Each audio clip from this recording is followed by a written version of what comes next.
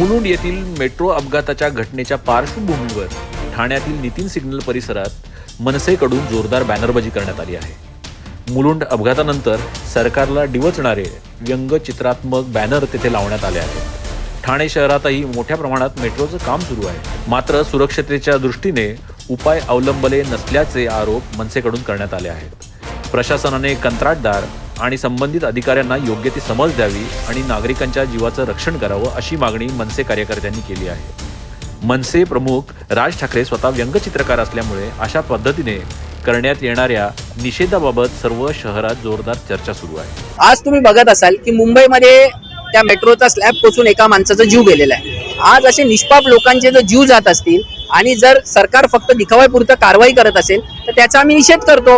आज माणसाचा जीव गेल्यानंतर एका संबंधित अधिकाऱ्याला तुम्ही फक्त निलंबित करता, त्याला बरखास्त केलं पाहिजे होतं। 1 लाख कोटीच्या वरचं काम आणि किती फाईन लावला, 6 कोटी। तुम्हाला कारवाई करायचे तर त्याला तुम्ही ब्लॅकलिस्ट करा।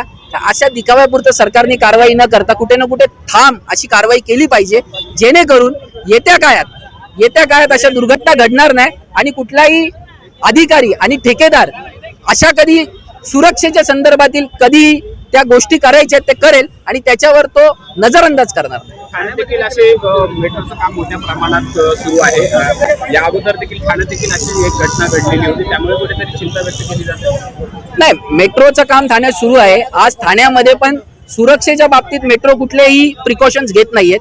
पहिला पण एक मेट्रोचा रॉड पडून इथे दुर्घटना झालेली आणि घोडबंदर पट्ट्यामध्ये अशी दुर्घटना वारंवार होते, पण ती छोटी मोठी असते। आज मोठी दुर्घटना घडायच्या पहिला सरकारने जागं व्हावं आणि मेट्रोचे अधिकारी आणि संबंधित ठेकेदार यांना तुम्ही ताकीद द्यावी, जेणेकरून सुरक्षेच्या बाबतीतील जेही पॅरामीटर्स आहेत ते फॉलो केले जातील।